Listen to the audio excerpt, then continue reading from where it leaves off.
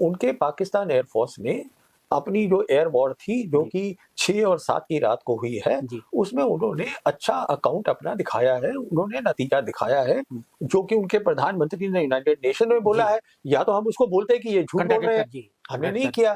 तो देखिए ये सब बातें देखी जाती है ना, इनकी अहमियत होती है, क्योंकि ऑपरेशन सिंदूर में जहां तक दुनिया का ताल्लुक है, उनका ये कंक्लूजन है कि पाकिस्तान ने ऐसा काम किया है जिसकी दुनिया को उम्मीद नहीं थी। ये बात है। तो वो हम छुपाएंगे, दुनिया तो देख रही है ना, दुनिया उसकी बात करेगी। मेरा सवाल यह है कि ऑपरेशन सिंदूर से हमारी सरकार ने कोई सबक सीखा है?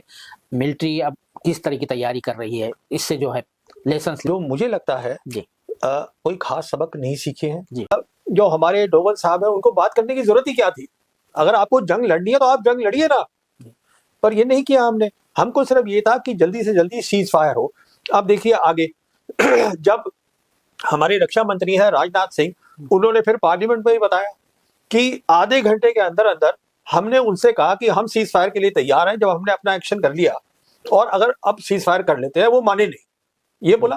उसके बाद आप देखिए कड़ी बनती है ना, ये पूरा चेन ऑफ इवेंट्स है। पहले हमने कोशिश की, उन्होंने मना कर दिया। 8 तारीख को फिर डोवल ने बात करी और फाइनली जो है रिकी गिल की मदद से ऐसा लग रहा है कि ट्रंप ने डिक्लेयर किया कि सीज फायर होगी। तो ये तो बात है, अब हम मानने को तैयार नहीं है।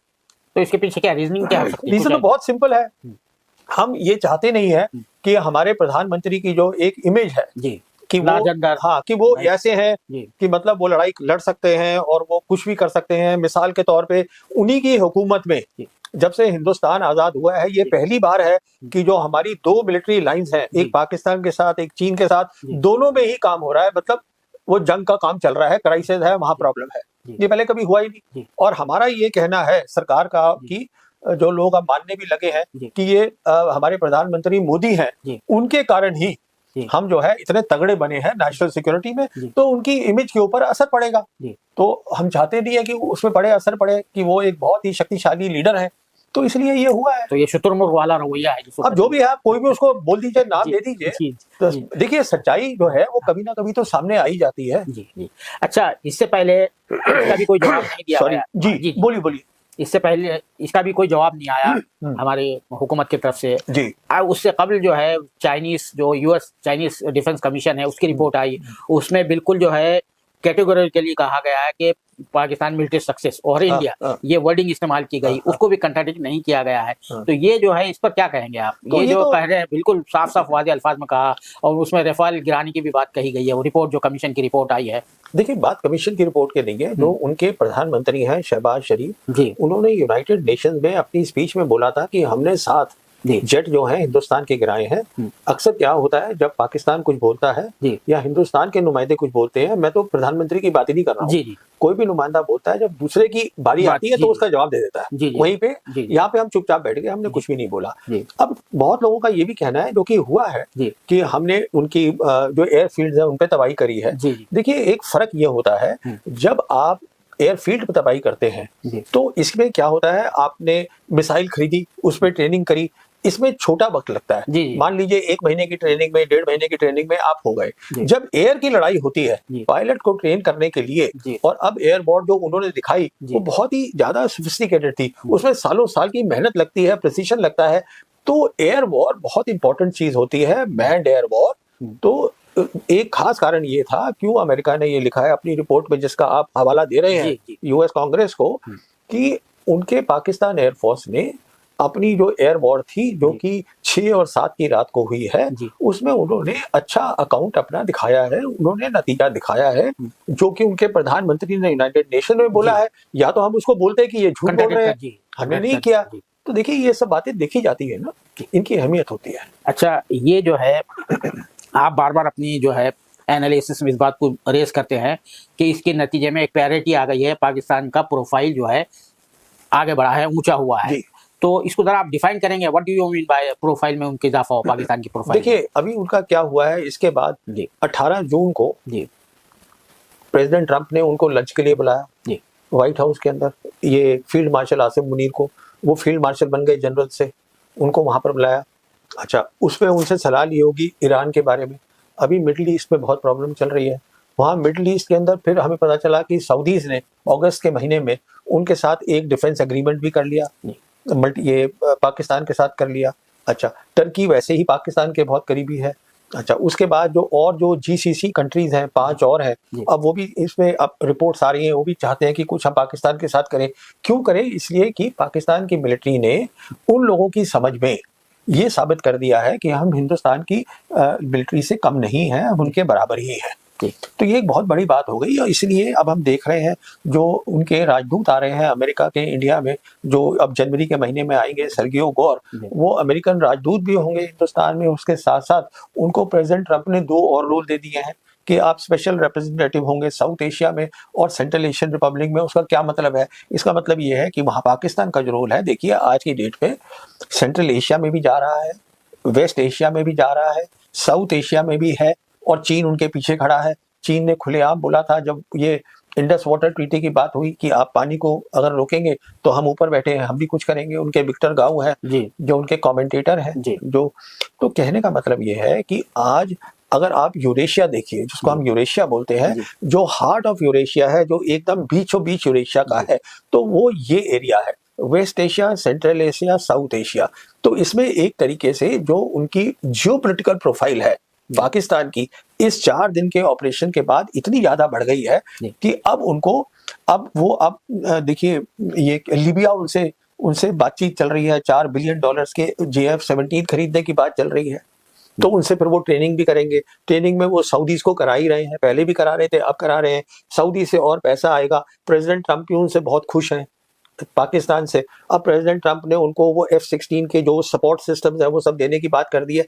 ये सब कुछ इसलिए हो पाया है क्योंकि ऑपरेशन सिंदूर में जहां तक दुनिया का ताल्लुक है, उनका ये कंक्लूजन है कि पाकिस्तान ने ऐसा काम किया है जिसकी दुनिया को उम्मीद नहीं थी। जी, ये बात है। तो वो जेन्स है, जीन्स डिफेंस वीकली में भी आया है रफाल तैयारी के बारे में, उस पर भी एक रिपोर्ट आई है अभी ताज़ा, जो है पिछले इससे पहले के इश्यूज में रफाल के बारे में आई है। तो इसमें कहाँ तक सच्चाई है? रफाल तैयारी गिराए गए, जो जेट जो गिराए, ये सच्चाई तो ये देखिए ना कि हमारे जो चीफ ऑफ डिफेंस स्टाफ है, उन्होंने सिंगापुर में कहा था कि कुछ गिरे हैं। जो यहाँ पर ब्रीफिंग दिया करते थे जब ऑपरेशन सिंदूर चल रहा था, तो लेफ्टिनेंट जनरल राजीव खरे थे, उन्होंने भी कहा कि हाँ, नुकसान दूसरी तरफ होते हैं, दोनों तरफ होते हैं। हाँ। तो नुकसान तो होते हैं, हवाई जहाज गिरे भी हैं, पर हम अभी बता नहीं रहे हैं कि कितने गिरे हैं, और उनसे पूछा भी नहीं जा रहा है। ना तो अपोजिशन पार्टीज यहाँ पूछ रही हैं, कोई दबाव डाल रही है सरकार के ऊपर, और जो गोदी मीडिया है उसका नाम ही गोदी मीडिया है, इसीलिए तो उनका तो कोई लेना देना ही नहीं है पूछने से। तो देखिए, ये पूछना इसलिए जरूरी होता है क्योंकि देश को अगर पता चलता है, असलियत ये है, हम चाहते हैं, पूरा देश चाहता है कि हिंदुस्तान की फौज जो है बहुत स्ट्रॉन्ग फोर्स हो, तगड़ी फोर्स हो, और आप ये भी समझिएगा कि टैक्स पेयर का पैसा भी लगता है वहां। तो इसलिए अगर जो खामियां हैं, कमियां हैं, पेशियां हैं, और ये पहले होता रहा है, ये तो अभी बंद हुआ है। देखिए, मैं ये कह रहा था कि जो हमारी कमी पेशियां होती हैं, क्योंकि ये एक जंग जब होती है या कोई भी ऑपरेशन होता है, तो हम ही नहीं देख रहे हैं, अब तो टेलीविजन है। अब यूक्रेन में क्या हो रहा है हमें भी तभी पता चल रहा है जब अमेरिका को पता चल रहा है, सबको एक साथ पता चल रहा है ना, क्योंकि हर चीज जो है वो इंस्टेंट इन्फॉर्मेशन आ रही है।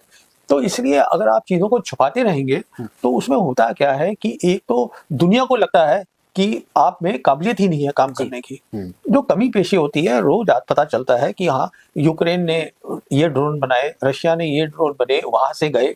तो ये होता है, ये होना चाहिए। इसमें क्या है, छुपाने से क्या होता है?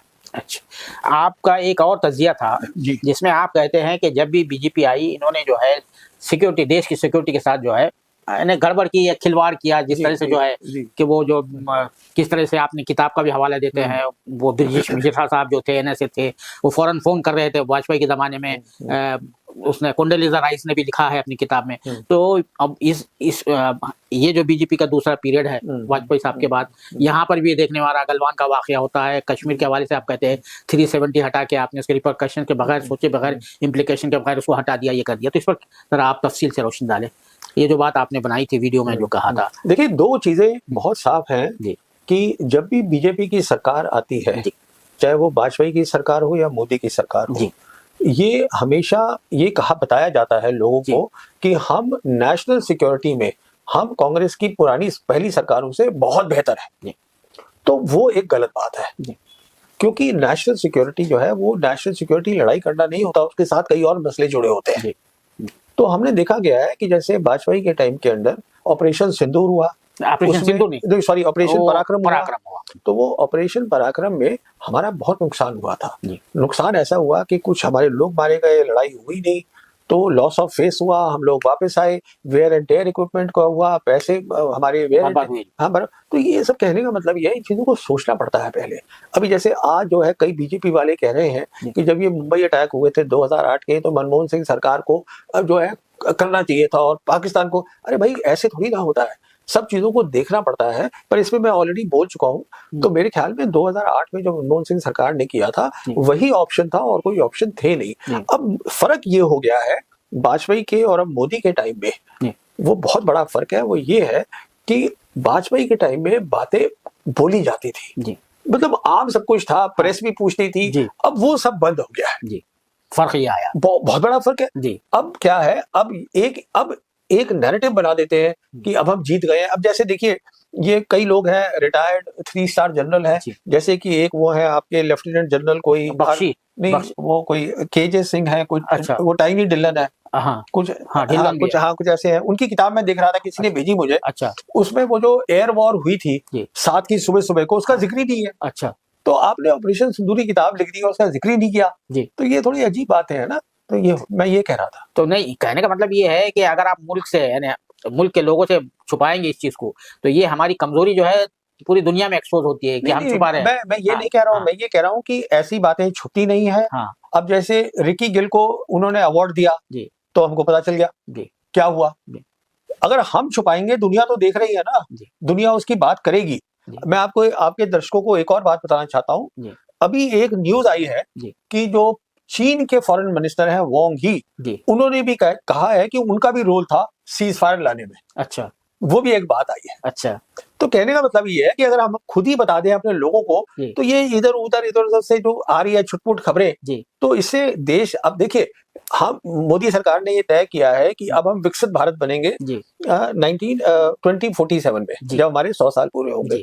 तो जब आप डेवलप कंट्री बनना चाहते हैं, तो ये चीजें जो है ना, ये शोभा नहीं देती, ये उसके साथ जाती नहीं है, किरदार के साथ नहीं जाती एक डेवलप कंट्री के। क्योंकि इसकी इमेज होती है कि एक मुल्क है जो हो रहा है उसकी बात करेगा और उसके ऊपर मतलब डिस्कशन करेगा, वो हो नहीं रही है। आखिरी मेरा सवाल ये है कि ऑपरेशन सिंदूर से हमारी सरकार ने कोई सबक सीखा है?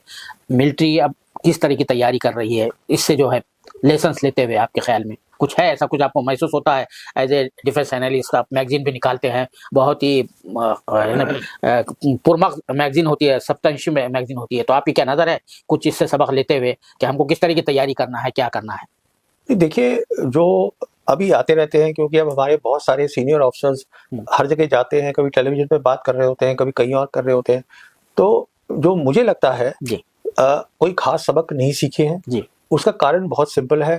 आज भी बात होती है कि हमें थिएटर कमांड्स बनानी है, जबकि अगर हमें सिंदूर समझ में आया है तो हमें ये कहना चाहिए कि पहले हमें काबिलियत बनानी है और उसके बाद फिर रिफॉर्म्स की बात करनी है। हम आज भी रिफॉर्म की पहले बात कर रहे हैं, तो कितना सीखा है अब वो तो अगला, जब अब जैसे प्रधानमंत्री ने कहा है कि ऑपरेशन, मैं इसी में इजाफा करना चाह रहा था, बीच में माफ करना, मदाखलत कर दिया, कि वो तेजास का जो हुआ कि भाई हमारा इंडिजीनियस जो है तो वो था फाइटर जेट था, वो वहां पर जो हादसे का शिकार हुआ, वो बेचारे जहां बाहक भी हुए जो पायलट थे, तो इसको भी जरा शामिल करते हैं। देखिए, ये दो अलग बातें, हाँ, दो अलग बातें, तो ये शामिल नहीं हो सकती, क्योंकि एक बात ये है कि क्या ऑपरेशन सिंदूर से हिंदुस्तान की फौज ने उससे सबक सीखा है?